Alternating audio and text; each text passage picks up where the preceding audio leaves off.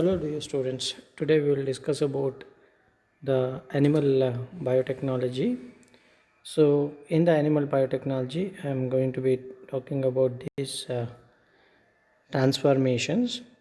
So, basic aspects of transformation probably you might have already studied.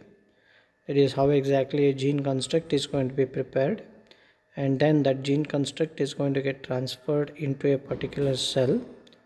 So here we are going to come across with once the cell is going to get transformed, means once it is actually transferred with a particular gene construct, then later that particular gene construct, the recombinant DNA, is going to be present within that particular cell. So once this particular recombinant DNA enters into the cell, then we are going to come across with two kinds of changes within that particular cell, or we can say that so it can form a stable transformant, or it can form a transient transformant. So here now the transformant is nothing but the cell which has actually transferred with the recombinant DNA.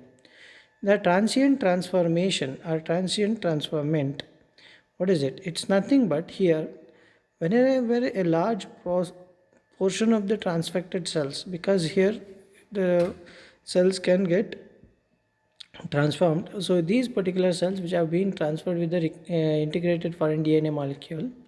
So now this particular foreign DNA may not get integrated into the genome of that particular cell, but instead it can be present outside the nucleus of the cell or outside the genome of that particular cell.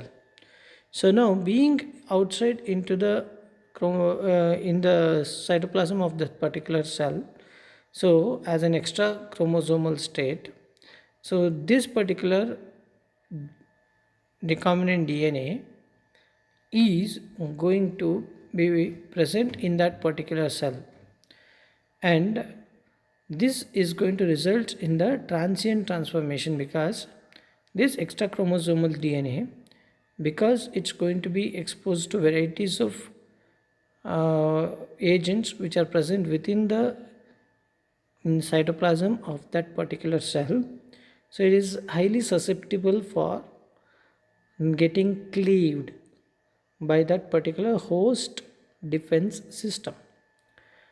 Therefore, this particular transformant or this particular recombinant DNA is going to live for a very short period of time.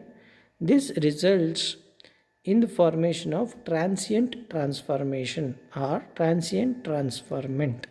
Now, this particular cell wherein the recombinant DNA is going to be maintained as an extra chromosomal DNA without being getting integrated into the genome of that particular cell will be called a transient transformation and transient transformant. The transient transformation is have its own advantages.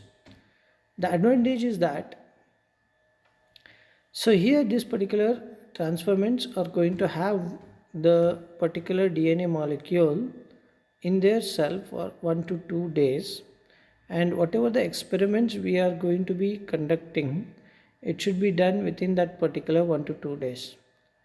And these particular transformants can result in the formation of a moderate amount of the protein in case if we are looking for the expression of the gene. And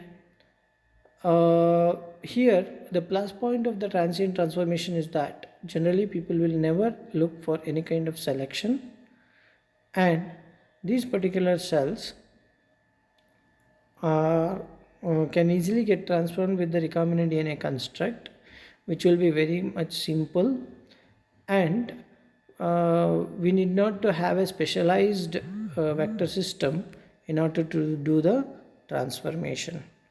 So it can be simply achieved by the simple plasmid vector lacking the origin of replication will make it done.